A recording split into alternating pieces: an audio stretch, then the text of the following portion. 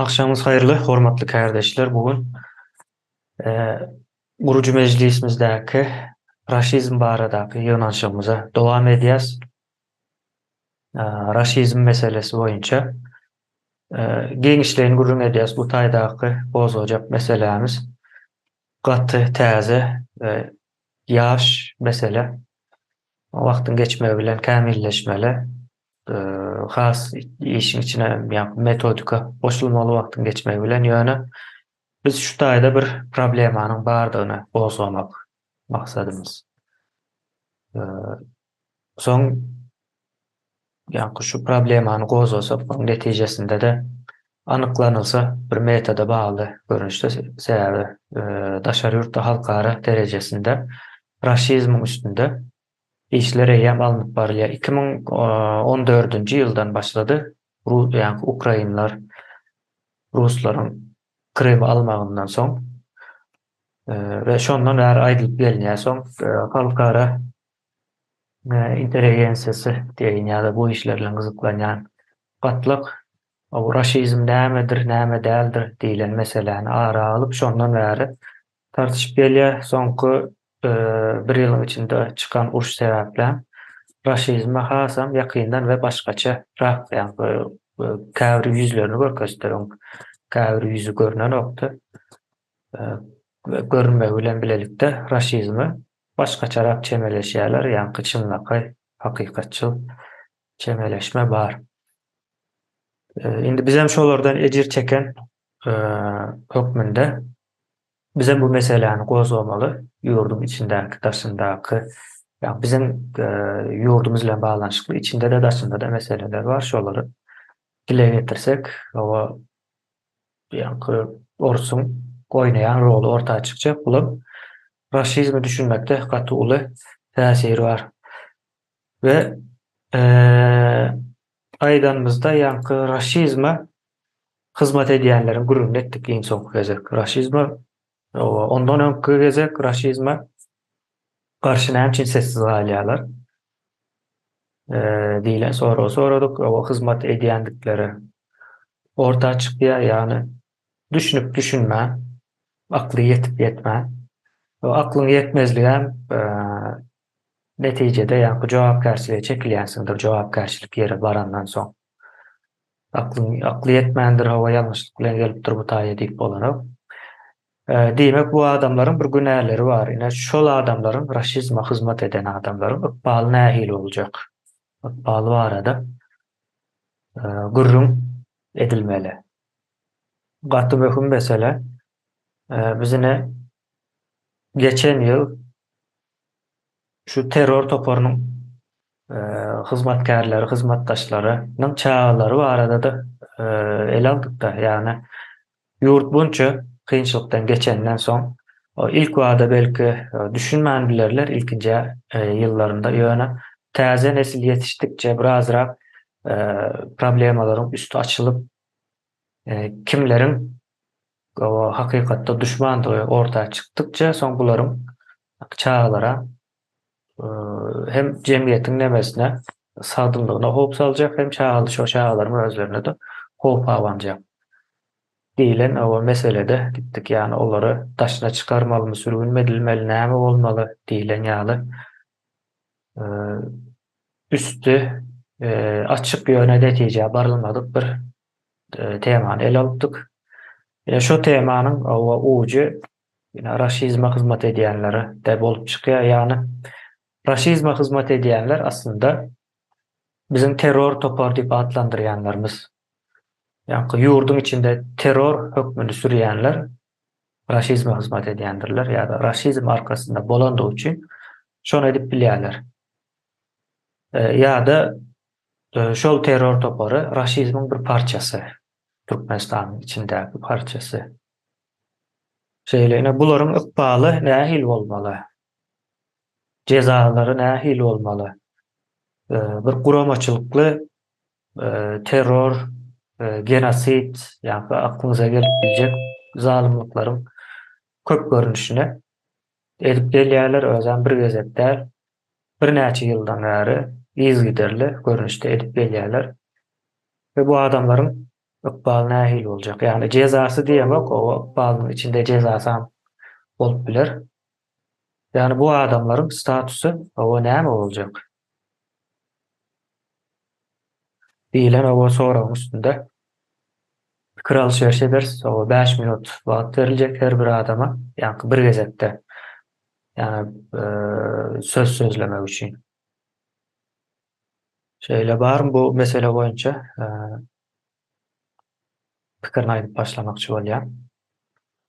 Raşizme hyzmat edýänlerin ýa-da Türkmenistan içindäki terror toparyň ykbaly nähili boljak, bolmaly? Daba pikirlerimiz, düşüncelerimiz. Eýe. Sözü Şöhret kardeşimize berýän. Salam kardeşler. Bütün raşizme hyzmat edenlerin getiren ziyanlaryna nazar tutup, Türkmenistan'ın teýibatlyny getirilen ziyan, gelecek nesile, tek doğulmadyk çağlary, ýitirilen adamlary, olaryň ählisin deňişdirsen, bular üçin aýratyn tribunal gurmaly ýa-da ine ýakynda bir ýylyň içinde Orsetň üstünde tribunal gururlar hukman suratda. Şol tribunal esasında bir ucu Türkmenistana gelýär. Biz estek etmesek. Bulary ilki bilen Haramovlar, Radana we Hoca Muhammedowler şolary ýani ähli Türkmenistandaky çykkan kanunlaryň ýa-da edilen işleriň jogapkärçiligini etýän adamlar, buyurýan adamlar, buyrugy ýerine ýeten adamlaryň ählisini deň derejede eden işlerine görä cezalaryny, jeremelerini bermeli. Gerek bolsa meselelerine çildi. Meselemi beýleki Açersow öldürdi diýdi. Ya çynly ýalan belde. Şonuň çağasynyň Gazpromda belli bir derejede aksiyasy bardyr. Ya belli bir derejede bu şertde ýaşaýa. Şo şertleri Türkmenistan üstünden alınan şertler ählisem näme üçin ol beýle ýaşamaly ýa-da o nesli beýle ýaşamaly. Biz şu zatlary gözüp gezmeli munna. Ýok. Bularyň ähli çağlaryny çeldi jogapkärçilik çekdirýär Türkmenistanyň daşynda bolsun, içinde bolsun tapaty sürýäp getirýär gerek boldy. Tribunal çekdirýär suratda. Ähli çağlar. Öz ýaşyny çeredilmez, beýlek zatny çeredilmez. Bizim çağlarymyzda günah ýok, olaňda günah barmy? Men kirimçe ähli deň derejede etmeli, çağatyny çeredilmeli. Hukman suraty bular üçin ýürüti tribunal edilmeli. Eger belli bir şertler boýunça da getirilip bolmadyk ýagdaýynda ýaşaýan döwletinde gerek bolsa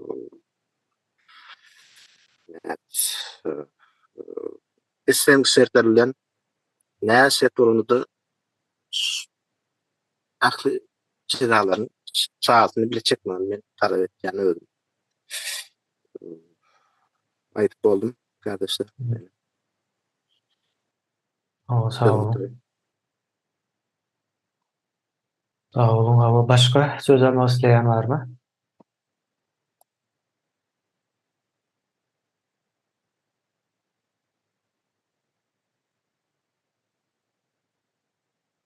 Raşizme hyzmat edýänleriň ykbaly barada. Ykbal nähili bolmaly?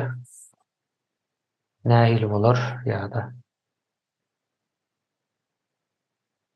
Şöhret kardeşimiziň aýdýaly olaryň ykbaly eden işleri bilen baglanşykly.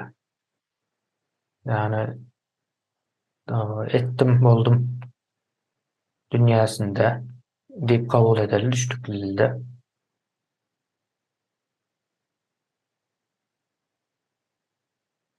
Sözü Serdar kardeşimize berýän. Ekenlikler yurttaşlar. Elimi oğuşlayan. Nawa. Hadi terör toparım üyedi var. Buram terör toparı hizmet edenler. Ondan aşağıkam yallakları ya da bulamızdan gün görenler. Leşçileri bölünce neçe 2 bölünüm, 3 bölünüm. Adam Türkmen'de o söz var, elinden ettin mi, elinle çek diyor. Kulağın içinde halka bulan ne diyor, vazifede oturanlar halka aytýar, sen kanuny bilmeliň, sen jogap berjekden aýran okdylar. Indi benim karşılık bilen açça söylema, senin ahlakyň bolmanlygy bilen eden jenaýatym sen kalem gurtaran okdyada. Indi bulan içinde ýürüýçe sömürmäne gelenler bar. Birinji derece diýem. İkinci öz halkyna diýip aýtmaýan ýurduna näme diýip dönükli edýän näme diýýän şu ýurt bolanda da ýurdun içinde näme bar? Geçip gidenlerin, şu atkalaryň we geljeklilerin yerüstü baýlyklary üstünde gelip duran mörmöjek, suwy, dagy, derýasy ýurdun için, ýurt sözüniň içine hemmesi girýär.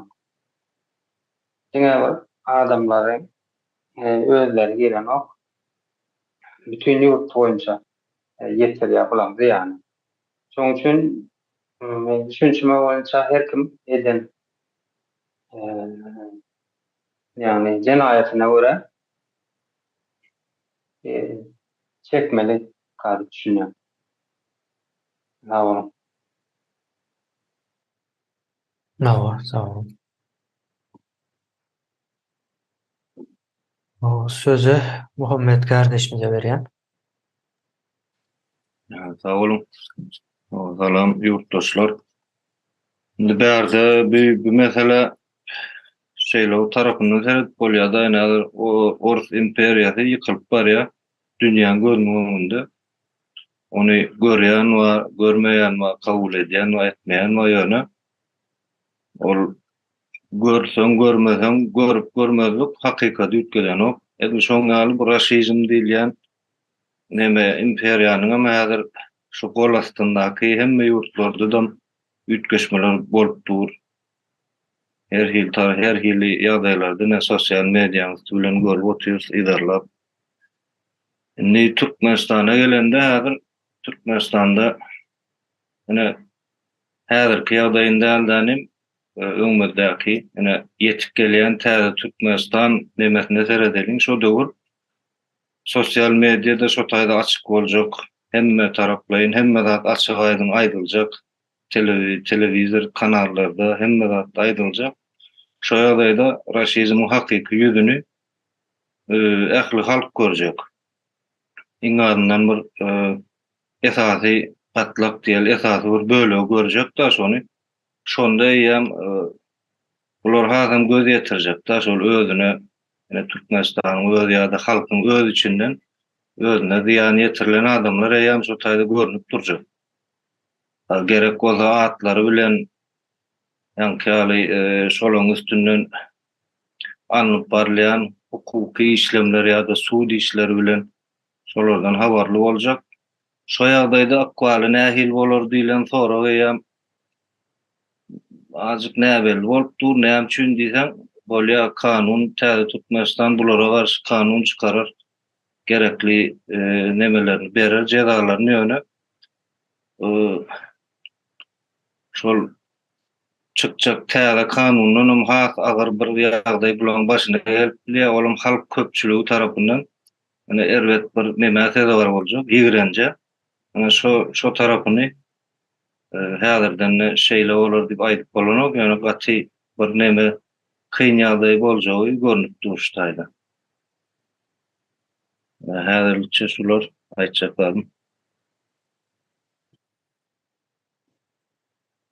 O karar vermesi kıyın bir mesele. Çözümle. Doğru. Sözü Şöhrat kardeşimize berýän.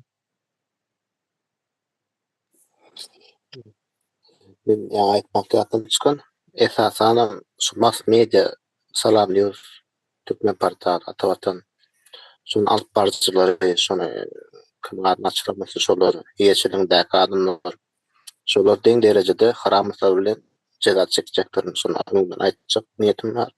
Sebäbi olar Türkmenistan geçmegini, öňüni almagyny ýa-da wagtyny uzatmagyny gatyl täzir ýetirýärler.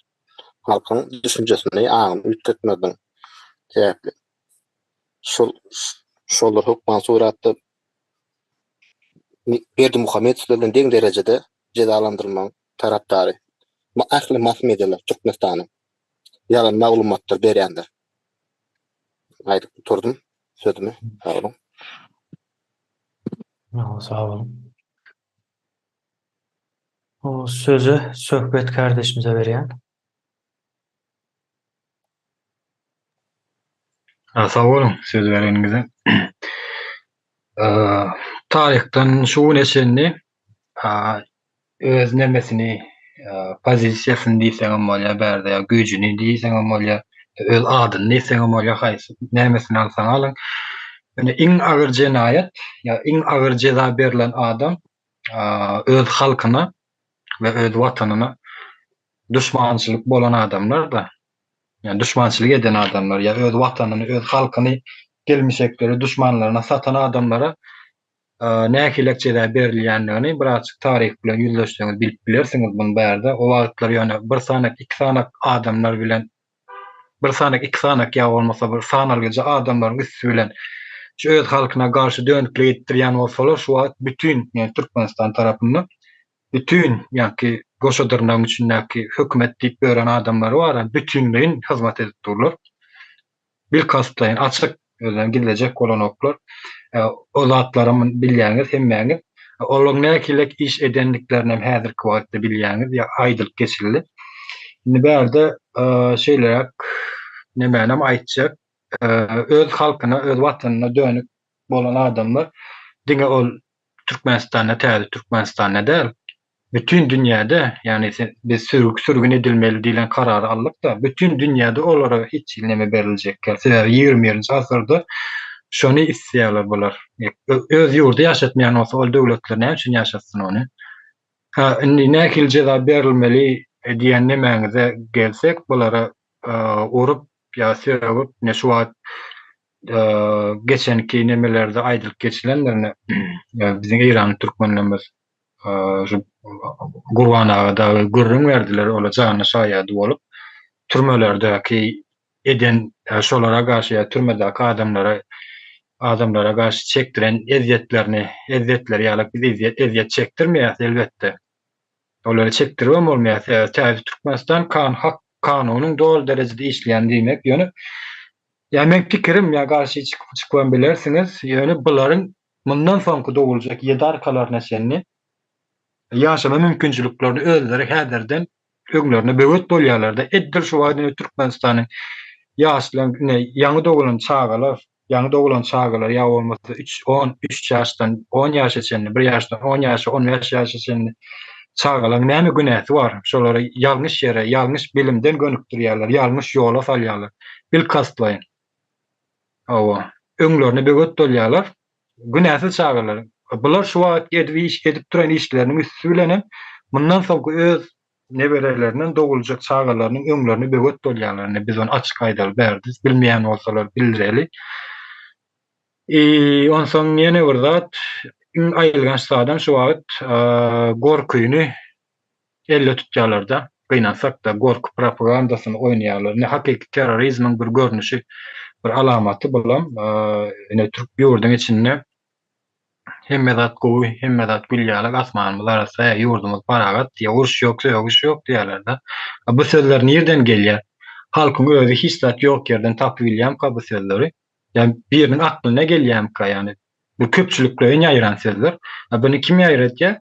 Yani buna şol ýa-ki gelmişeklere hyzmat edýän adamlar ýaýratýar bil kastlaýyn. Yani bulan propagandanın bir görnüşi, ýalanyň bir görnüşi. Onsoň şolar ýaly adamlara näkilek ýagdaýda jeza berilmeli bolar. Ýa gaýşym ýalyk bir aýakdan hyzmat edýärler. Ol öýle bu beýle däl bärde. Prikaz çykarýan şolar ýalyk hyzmat edýär, prikaz çykaranlaryň hyzmatyny ýerine ýetirjiler hem şolar ýalyk hereket edýärler, jenaýaty işleýärler. Şolar ýalyk gysgaça. Sağ olun. Sağ olun. Sözü Yeniş kardeşimize veriyor.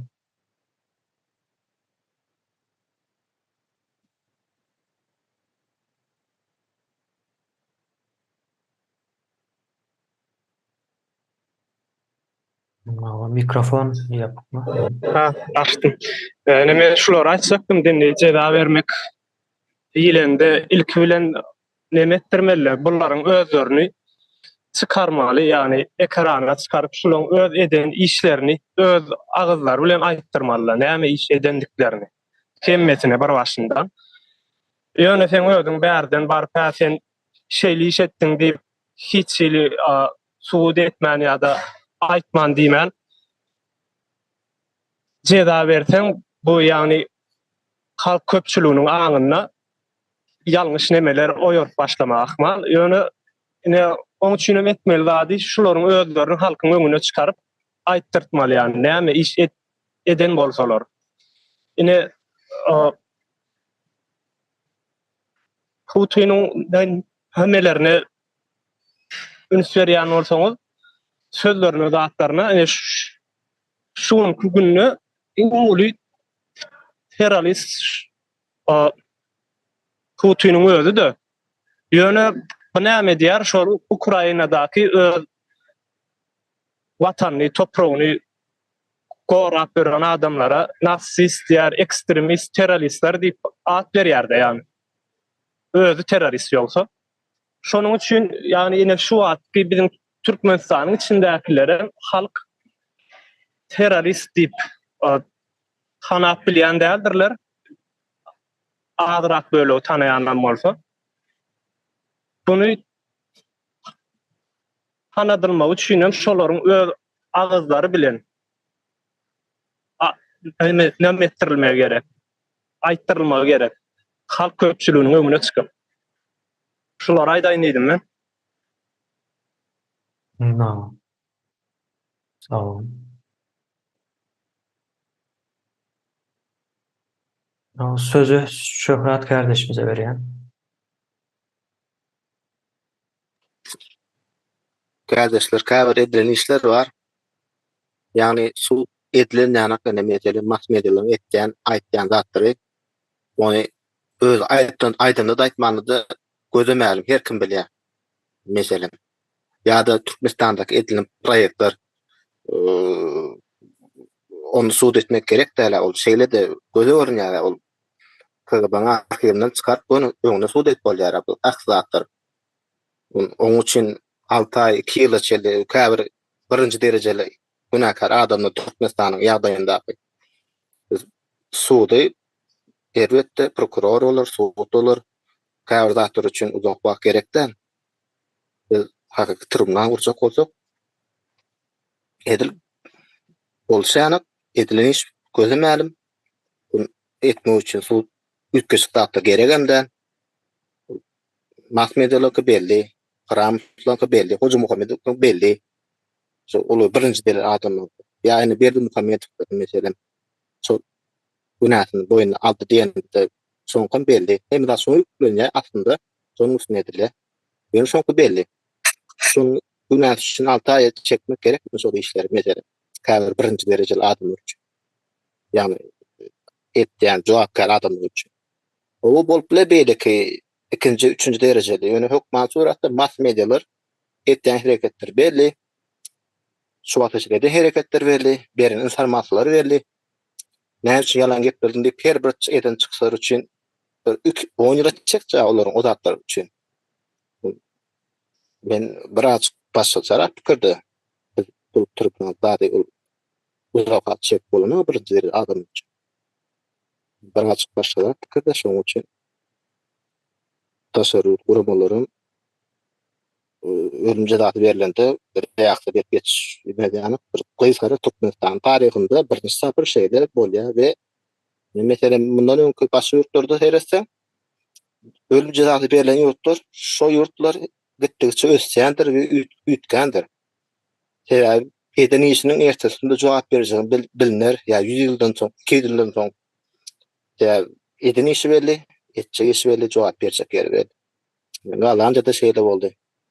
näçe adamy öldürdi. Jogapkärçilik çekiljen bilen adam hiçjin olar ýani iýe baş goşmaz ýani Türkmenistan taryhyna gaýtylmajak derejede tribunal hukman suratly gurulmaly ölüm jazasyny bile. Eden işleri bilen bile. Men aýdyp guturdum sözümi.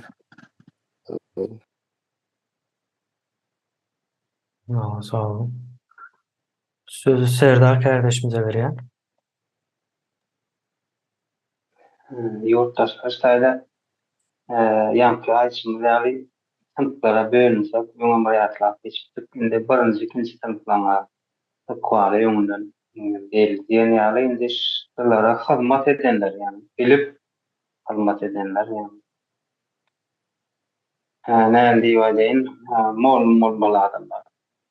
Harby ýagully işler, oňaçylykda işlemeler, doktorçylykda ýani hukmançylykda olaryň näme diýýärdiň psikologik bir ýagdaýy bardyr ýurdunyň içinde şonuňa aldanyp ýa boýun olup bilip barlan ýerler diýip atap edýänler.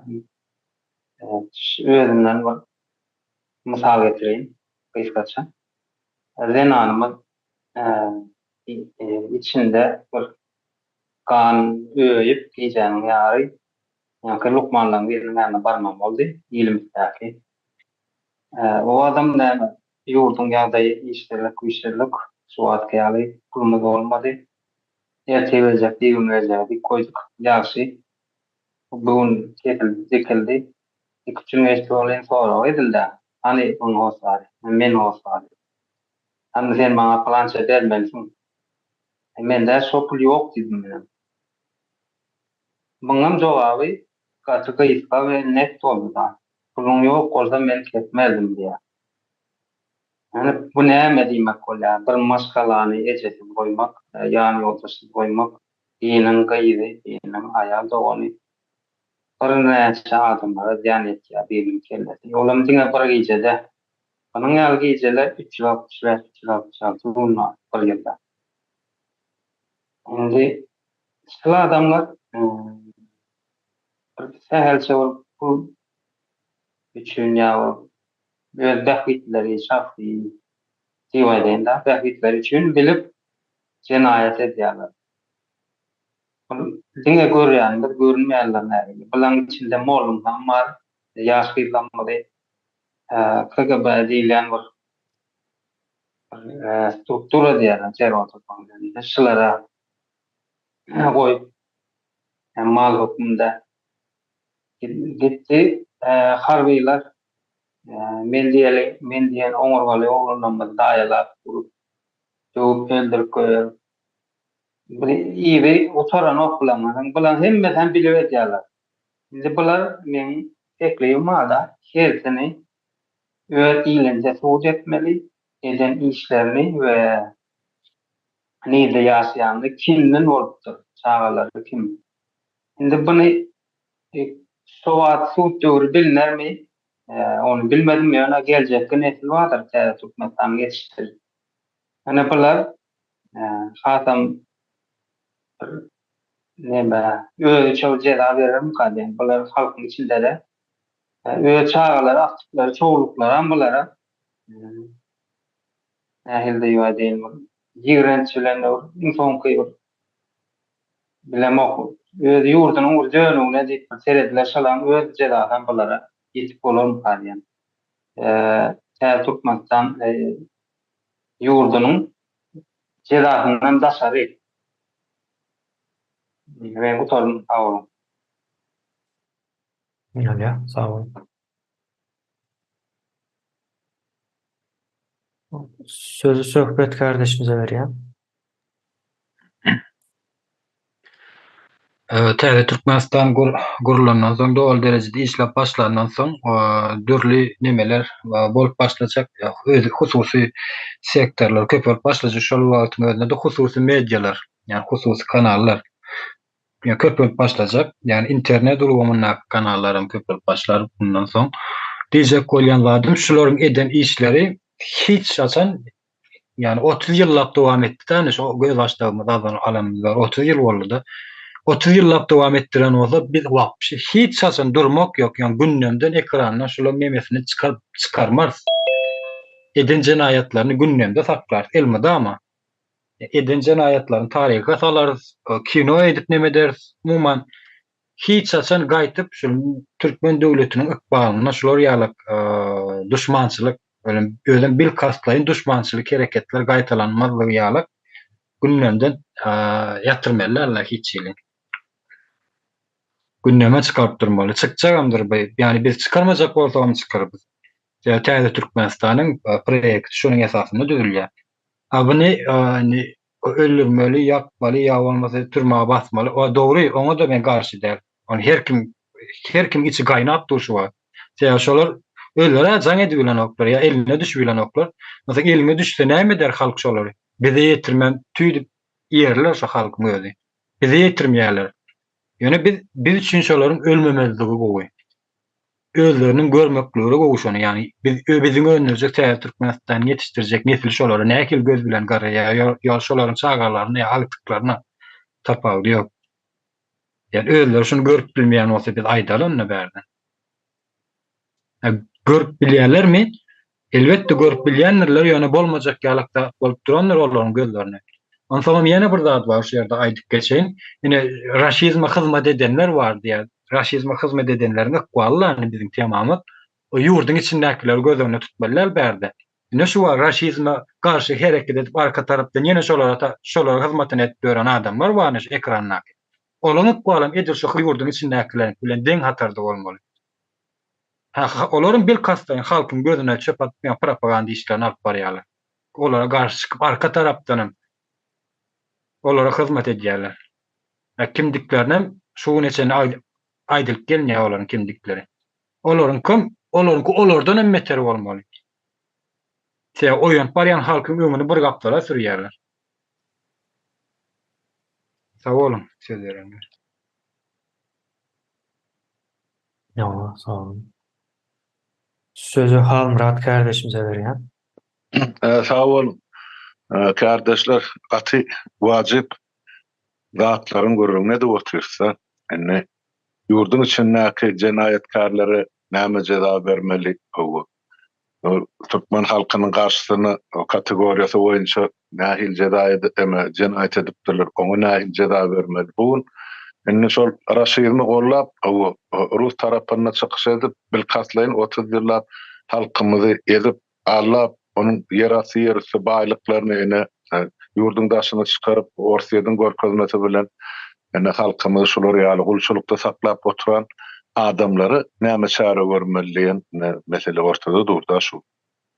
Şu meselede men dogry 100% Serdar kardeşimiziň tarapyny ýeňiş kardeşimiz ýaňa aýdyp geçdi. İkisine maýdýany dürs, men kalbymdaky sözleri olar öz diline getirip aýtdylar. Sağ bolsunlar, ben onu gaýtalap oturmaýyn. Ýöne olar bilmäneden zat ýok berdi. Hemmesi zady bilip edýärler, dogry belläp geçdi Serdar.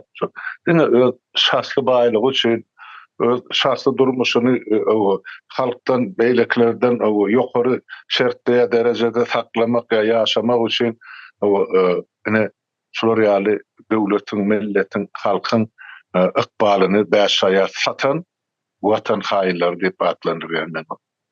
Hökman cezasyny almaly bol, o kanun esasyny alır, bir kanun esasyny alır, olar ara kaçıp gitjek, giýenjek ýerlerim ýok, onuň ştaýda belläp geçmegimiz zarur. Näme üçin men kanun ýa bir kanun diýýän, kanuny tarapdan beriljek ceza biziň Gurju Meclisiniň çykarjak kanunlary bardyr. Şu meseleler boýunça kabul etjek kararlarymyz bar. Sonra ýene de biziň etmeli işimiz adatdan daşary ýagdaý hukman girilmeli bor. Baran günümizden diýmek ol adatdan daşary ýagdaýda döwlet jenayetkarlaryna görüljek çareler ýa beriljek cezalar o düýbünden üýtgeşik bor. Olam bardyr. Ýene de bir ýagdaý ýüze çykýar, şu taýda men seniň dikkatyňizi hödürlejek bolýan dadym.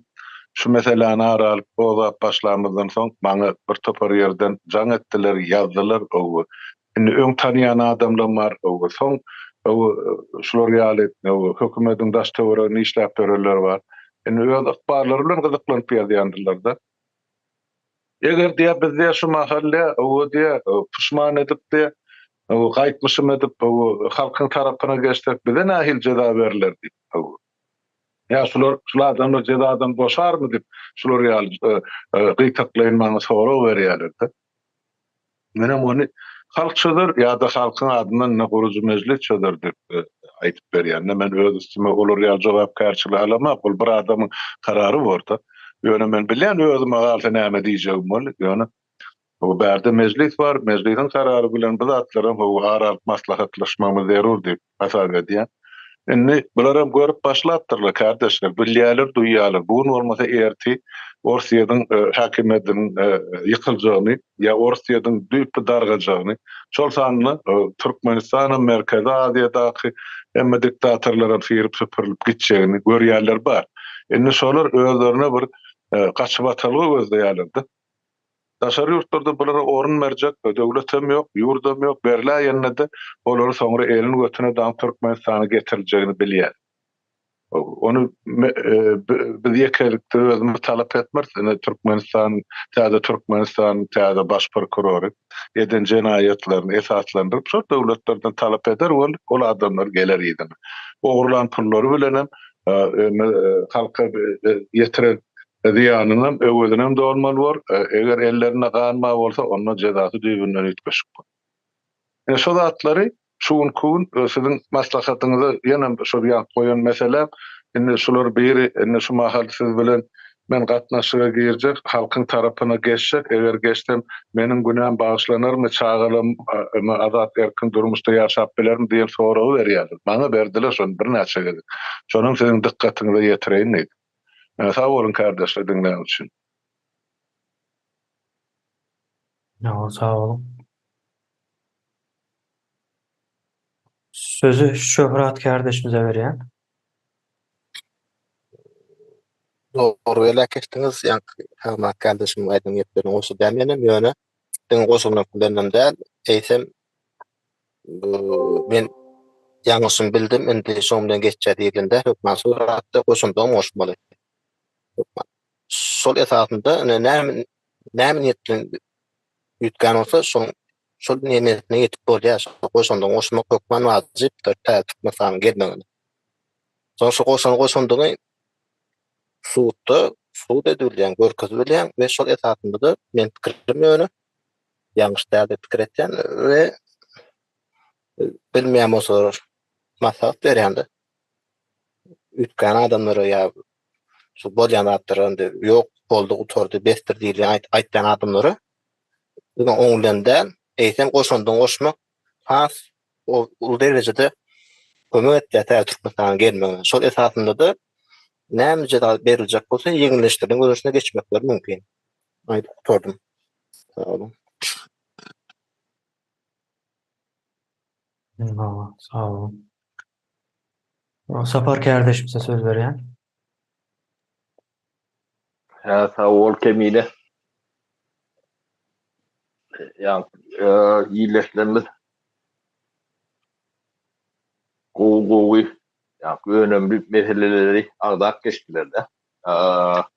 Yani bizim başka düşmanımız belli, düşmanın günahı belli. İçindeki düşmanımızın ya da günah edenden günahları bellener demeder. Yani yine de bir önemli bir atlak ya da grup o diyelim mi? Bu da halkın katı giyiniş katlığı oluyor. Yani bir zat edip günah etmek o eden işine cevap veriyor da. Yani etmeli işini etmedik katlak var da. Şular o devam etmeli diyilen sonra orta çıkıyor da. Bunlar neyle katlak düşünür yalak ben ayıtlarım. O ayıt katlağı bu da onu tutuyor mu? O da neyem çinliğini. Neyem çinliğinden başlayan ilkler görürlü diyilen bir zat vardır. O görürlü katı önemli zattır. Giden käbir halatlarda nesile görüllü bolýan käwatlarda öz saat uwaňa, daşdy görüňe, doğun barnaşlaňa, işleş ýollaşlaňa, ogudaşyňa, şäherdeşiňe, ýurtdaşyňa şey gidiberýär-de. Ýani o elbet görüllü ýani cinayetden käte demeti gitkisi ya da vereli has ulu bolýar-da. Onun käbir nemelerde halatlarda şol adamlar wezipeli adamlar. Ya da taýlanan adamlar. Etmeli adını etmese ya da bilip bilenini aýtmasa ya da bilip sesini çıkarmasa töweregine imaj berýär-de. Ya oğurluk edi otyr, şoňa sesini çıkarmalar, götüňi gezmeli. Diýlen ýalak neme berýär-de. Misal üçin ben şu ýokarky döwlet demelerini alaýyn. Millet wekilleri diýle meclisin içinde otyr. Şolar ýurdun içinde bolup geçenler şu adyny tutýan bu nädendir? Şu betbarçylygyň hem mejetiniň tomoşaçysy bu bir. İkinciden şolaň şu zatlary görmek üçin o şu taýyk saýlananyny aşağı çykmaly. Bunu diňe meclis demesem de başka wezipeli adamlarım bol. Wezipesiz adamlarım bol. Yazıcı şahir ya da ekrana çıkıp yarlaklık edip gören adamlar vardır. Şolar halka görüllü berýär-de. Ekrandan, medyadan görüllü vermek, atın görüllü vermek bir nesile siz şeyle olmalı. Misal üçün elini okşap keplenmeli. Yalaka nemeleri sözlerinden vurup yalakalık etmeli. Yani şoňa beňde yüzlerce, miňlerce adamlar var. Şolaň bu näsi Türkmenistanyň şu ýagdaýa, Türkmeniň şu ýagdaýa ýetmesine, ýani ogurlary, günäkärleri, düşmanlary hemme jetin bir goşoňda şolaň bu näsi onlar çetdi. Belki de miňler çetdi kendir. Bir jemgyýetiň gaty ulgatlygyna täsir edýär-de. Ödem indiki ýaşlemesine täsir edýär. Bilip bilmesine salýan onun ahlaksyzlyk çok aýdym elýär-de. Türkmeniň jogapkärçiliksizligim, ahlaksyzlygym nemesi kökü şol ýa diýagray adamlaryň görüllülüğünden gelýär. Şolaryň näme güne bükmemeli, nähilek ceza vermeli, diýlen sonra ortada.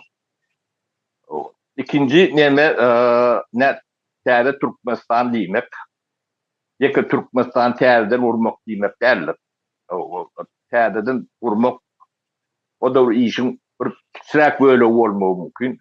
Biz täze Türkmeni täzeden döretmeli ya doğurmaly ya da ýatamaly, ýatawa bolmaýar, ya döretmeli.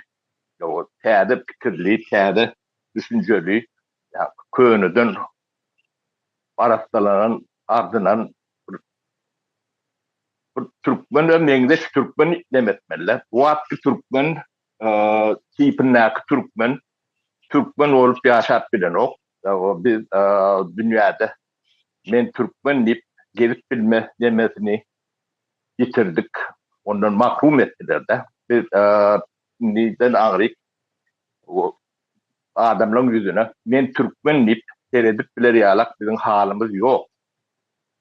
Biz bir dinamyz biagray korkok yalançy şoňa meňdeş bir topar epitetleň eýeleri dünýä bunu bilýär, nasy gowy bilýär. Bir ýa adam büyük götmeli milletimiň.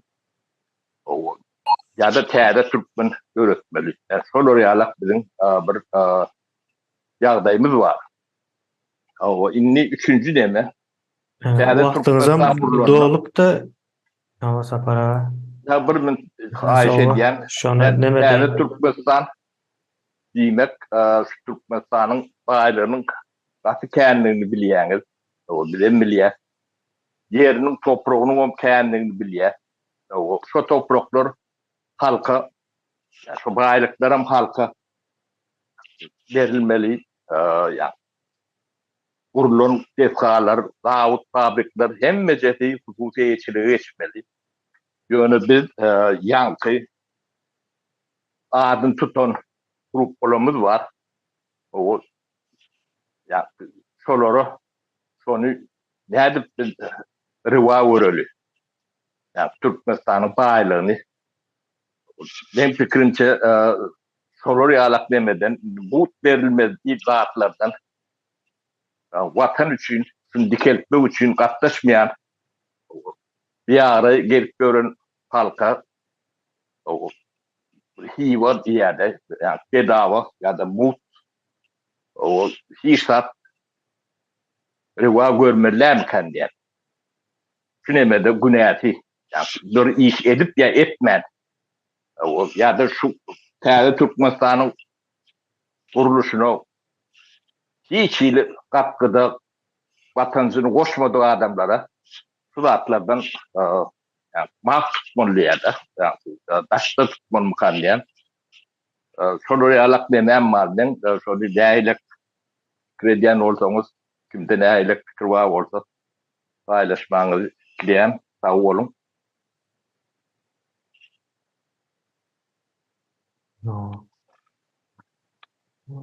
Başka söz almak isteyen var mı?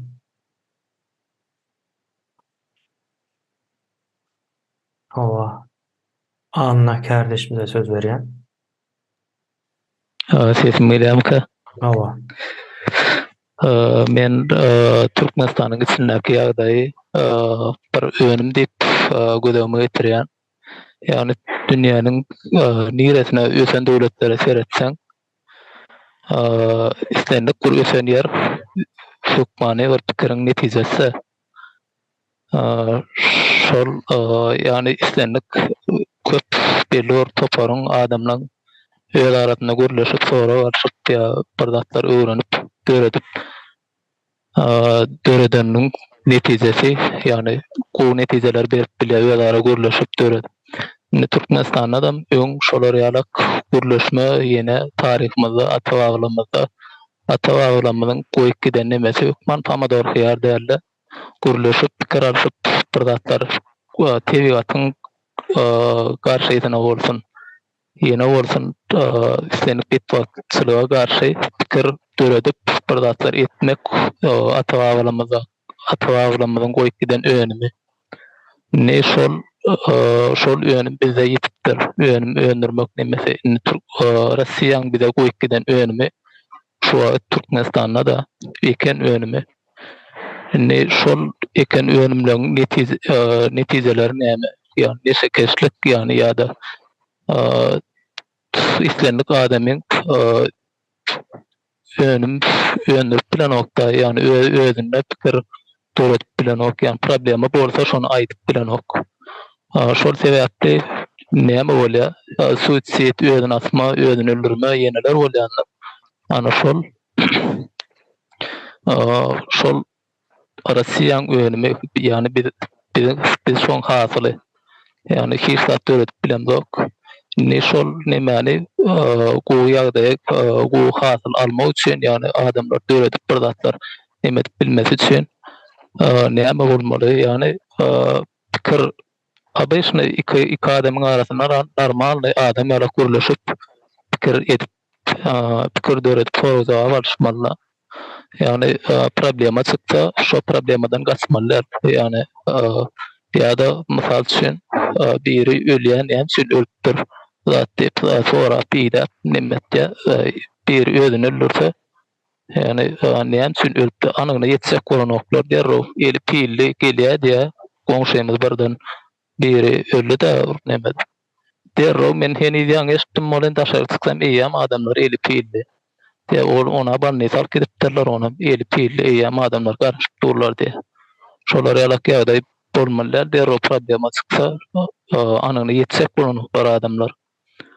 Şo anyny ýetse problem soraw berip sen polisiýa bolsun ýene bolsun näme bolla diýip ýani kaçmallar da problemadan üstüne baryp sorap nimetmeli çözmeli.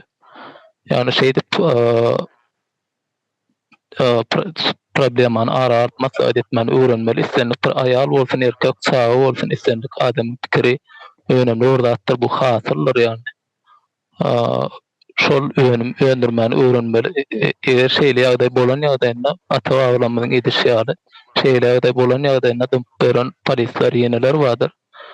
Şol yaramaz hasyrlar aradan aýyrlar diýip şeýle düşünýän şeý görelle berip durmaly. Yani taparagyň aýdyşýary. Cemiyet özüne şeý görelle berip taşdyran. Yani bu bir ulur önem diýip düşünýär. Sağ olun. Şunu aýtsaktym. Aha, sağ ol.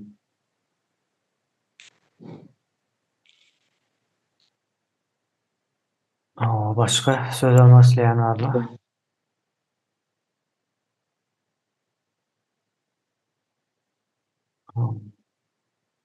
Söhbet kardeşimize söz veren. Sağ ol söz verenme. Yani kısa program aytıp geçenlerine sesim geliyor mu?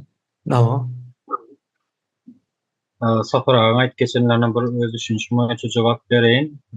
Belki yanlış olsa yanlış deyip bilersiniz.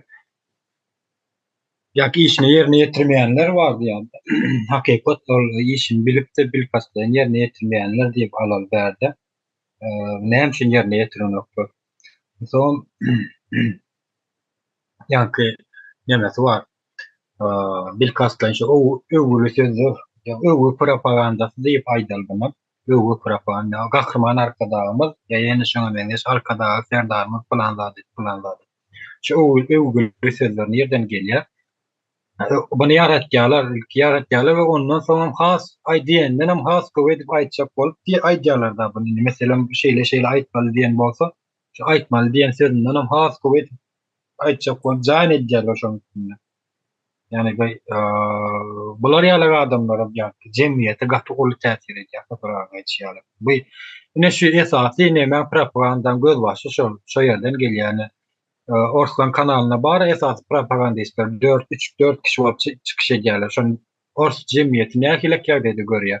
Ine biziň şo propagandistlerimiz hem edil şo Orslan peredaçysynaky ýalar. Ondan beter gaty aýylganç.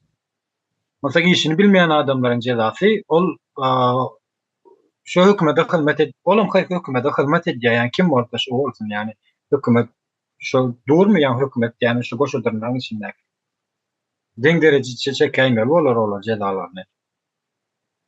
So täze nesil döretmeli diýilen nemesine de täze nesil ne döret bolar. Yani täze nesil dörs täze nesil döredenden soňra bolar bilim taýdan ýetişdirmek gereklenir. Täze nesil dörek Türkmenistanyň häzirki wagtda täze ýöne şonu ýetişdirmesinlerine ýalňyş ýerden ýetişdirýärler. Ýalňyş ýerden.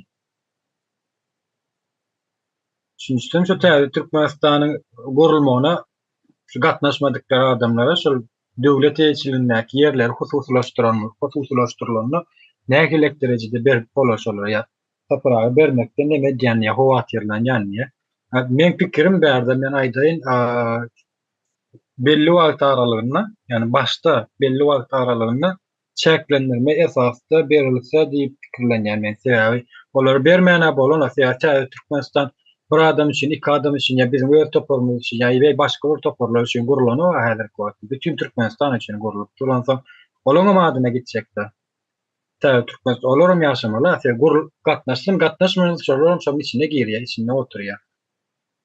Yani bu birazcık adaletçilik bu kadar pikir yani men öz pikirim bärde yanlış bolsa aýdyp bilersiň. Sağ olun.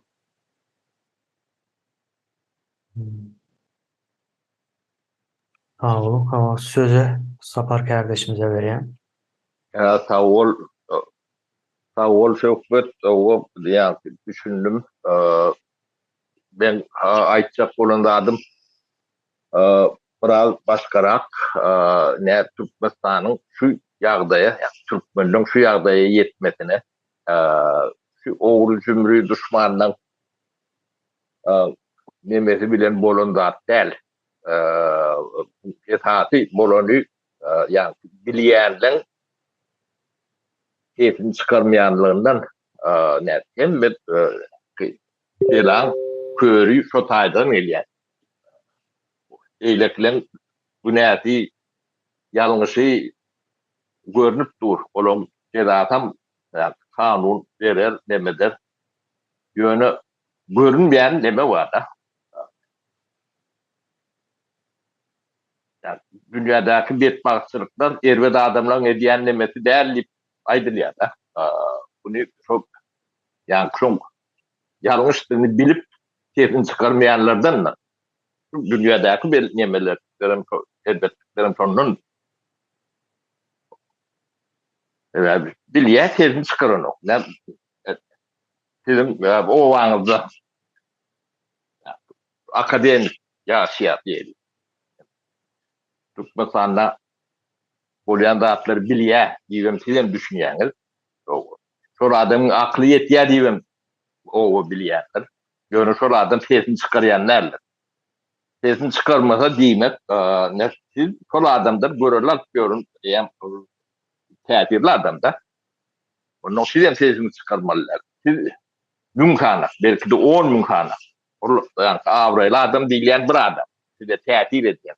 Cemiyete täsir etýän adamlar bolýar. Şu ýagdaýa ýetmemizin büyük sebäbinde şolar ýalak bilip bilenni ortağa çıkarmayan adamlardandır. Olon günahı bağımı yok mu kanunla şolar günah çekmeli diýilen statyalar yoktur. Onu ne cemiyetin özü moral kodeks ýalak bilmedim bu adyny dädik goýjaňyzy cemiyeti saklayan da şol nemelerdir. Terbiýelenen şolar. Yani görüllü bolmaly adamlar vardır. Bolmaly wezipelerim bolmaly. Ne betbaççylyk kötaýdan elýän. Ogry jümri nemeler yani ýöde gulokdur. O bilmeýän adamlar sesini çıkarmasa şolun günahy has bolur. Ben şonu aýtjak boldum. Demek doğru düşünür ýalak şoň üçin bir gaýtalaýyn diýdim. Sag bolun. Sağ olun. Şu düşünüp sesini çıkarman duranlar bar. Yani wezipesi bolup ýa-da bolman.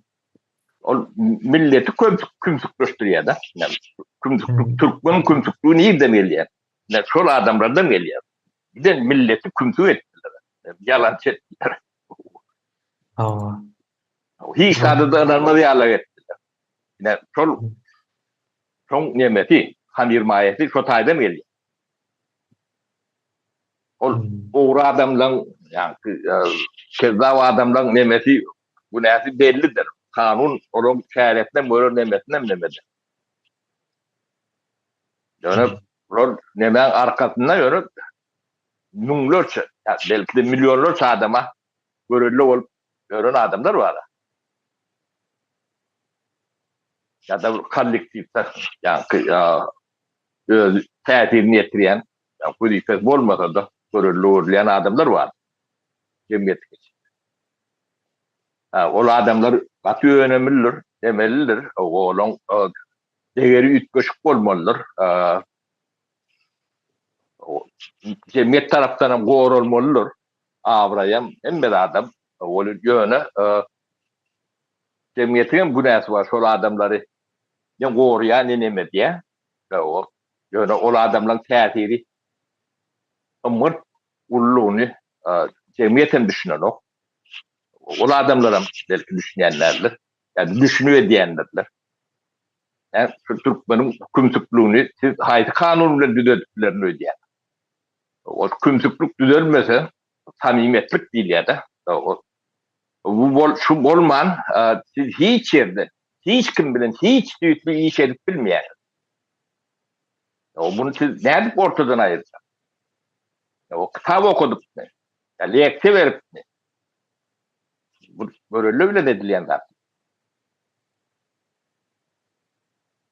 Ben şu emelleri bir olmanla yani biz bunu anonim ýagdaýdan bir real ýagdaýa getirelik cemgiýetin ýa-ni sosyal gatnaşyklaryny cemgiýetin içinde ýaşaman bir düzgünü bolmalydyr. Moral düzgünleri. Oňa ýa-ni edep tertip ýa destur diýilýän. Onu cemgiýetin özü öğretmeli. Kağız bilen, neme bilen, kanun bilen emet bolýan näl halatlarda. Şol nemäni düzetmän, siz robot ýalak bir zat bolarsyňyz. Bilmedim, düşünüp bildimmi ýa-da biraz emosionallyrak boldymy? O sözü Seljuk kardeşimize vereyim. Sağ olun tezgürlükte. Yani gurrun şu uğraşığına kalmadı canının karları arada değil. Ses biraz uzaktan geliyor Ankara'dan. Şimdi ne? Ben de kovrak. Neme? Şu Burcu Meclisi'ni şu uğraşığına kalmadı canların akbarları neyle olur diyen temanı orta atlatıyordu. Bu fikirler aydılıp geçildi. Men şu fikirlerin taraftardan aydahım bildirim. Şimdi yukarı vazifede işleyen adamları olarak bir sürgün cezası veren cezalarında yaktığını önküyü nemelerimize de aydıp geçtik. Öne bizim şu cahil bilip bilmen ettiyen nemeler var. Vatandaşlarımız var. Soruları bir yönetmeliye tevavi şu araştırmanın işine gelen, işi işleyen adamlar bilip bilmesin, bilmenesin son çare görülecek duvar da ediliyada gerek o tribunala mı görülür, yankılara sürgünemediler. Yani şulara bir näme zelilin yarından gaýtmagan bir peýdadyr diýesim gelýär.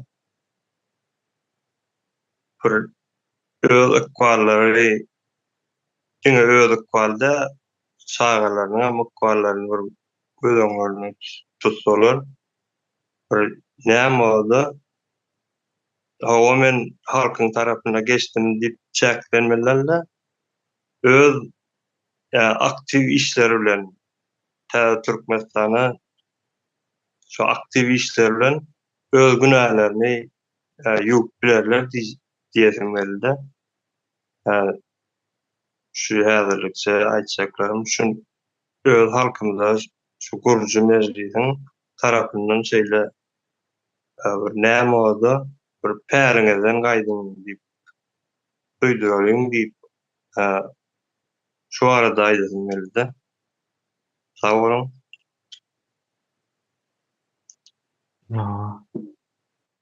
Sağ olun. O sözü Parahat kardeşimize vereyim. Assalamu alaikum, hormatly kardeşler, yurtdoşlar. Aşyňyz haýyrly bolsun. Raşidym temasynda bu tema gurrun maslahat edýär.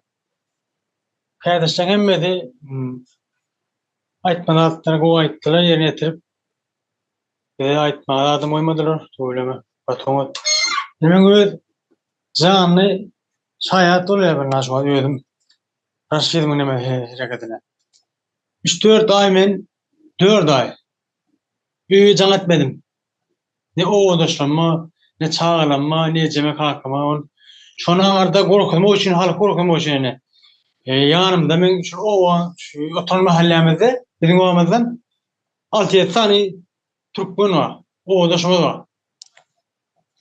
Şolaryň gorkamy üçin ýanyny çekämedin, şoňa goşulaýmadyn diýip parahat batylly aňarda.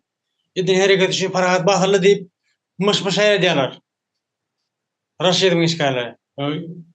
Hem terörist topar. Men şo ýerňi şuny eşitdim. Şuny maňa jarada. Maňa aýdylmady şu hal içinde. Adam ümid etdim, çağıramadım. Sürekli hayat atlayan normallar. Bunu koşulma deyip. Bundan o diýmeýän adamlar täzedin diýip başladylar da.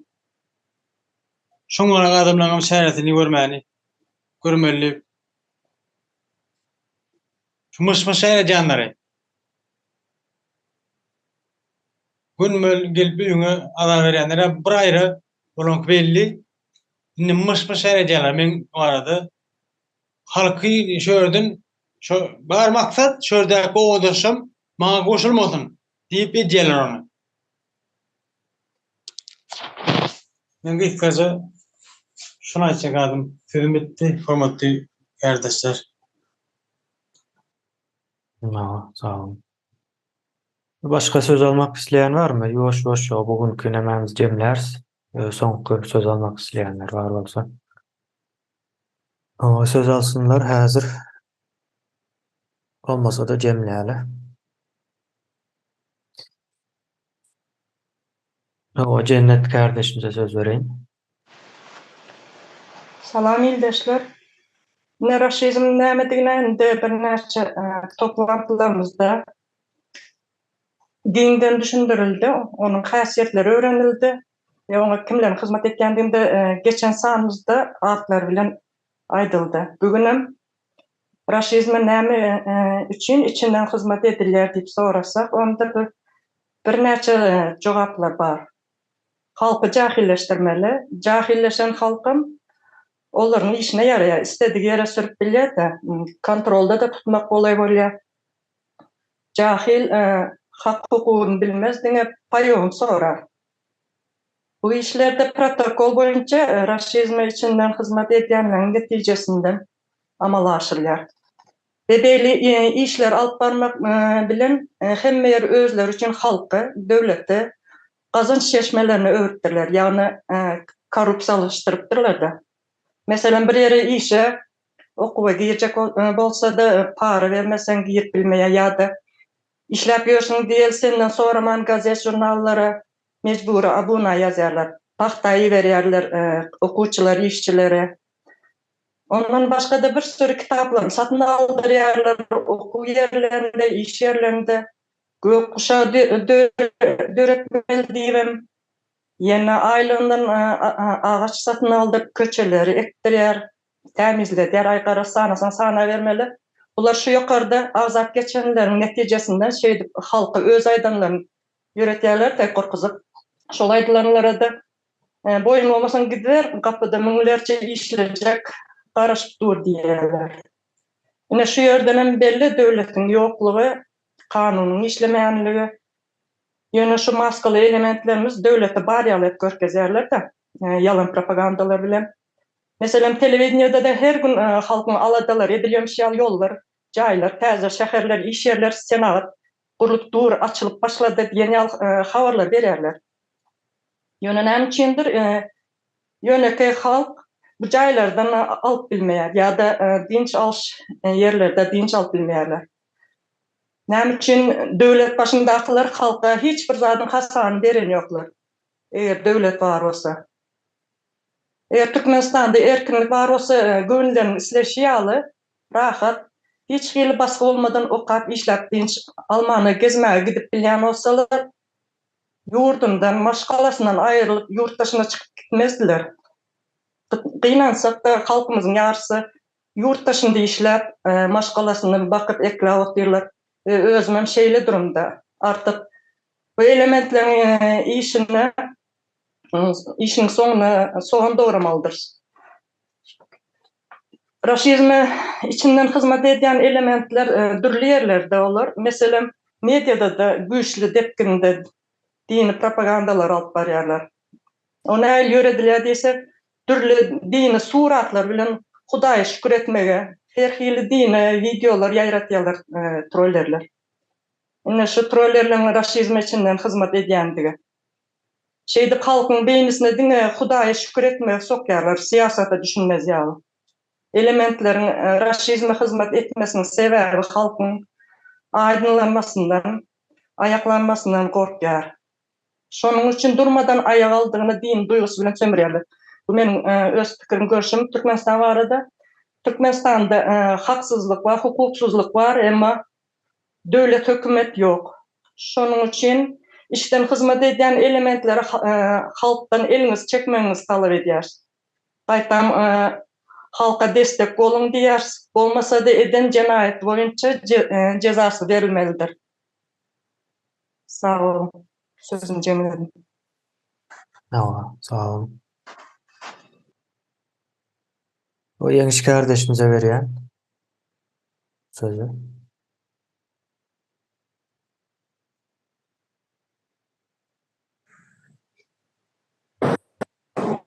Ine şu ýaňy kardeşime emeler aýdyp geçdi de şu zorlap kadiýet jurnallara abone boldurýarlar, kitaplarını satyn aldyrtýarlar, ýani zorlap diýädi. Indi bu näme diýmek bolýar, ne zorlap al, ýani başga bir öten ýurtlarda gaziýet jurnallary, kitaplar, zatlar özleri istek bildirip satyn alýarlar da. Adamlaryň özleri baryp şu taýdaky hädelikleri ýa bir ütgeşmeleri öwrenmek, bilmek üçin alýarlar. Ýöne bizde bunu zorlap berýärler, çünki maksatlar näme?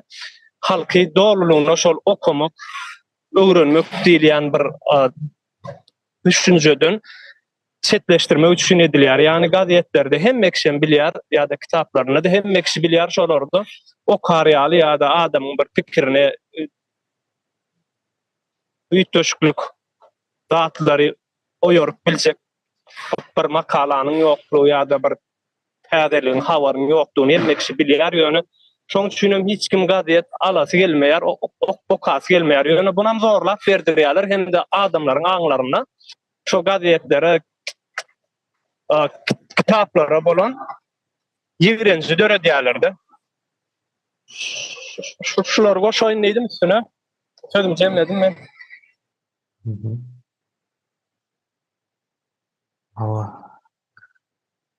Kardeşler, o hemmeňize sağ olun, söz alanlara aýratyn. Hakykatdanam ýanky raşizme hyzmat edip durlar. Ýani bir imperiýa hyzmat edýär. Imperiýanyň peýdasyna, imperiýa kömek edýärler.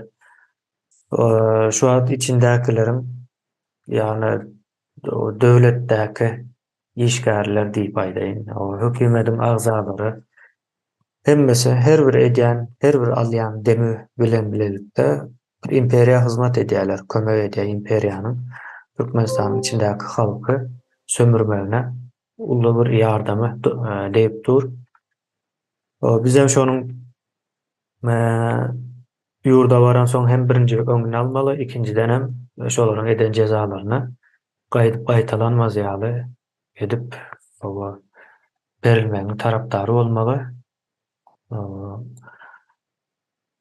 Onda şu günlükçe şu taýda jemleýäs.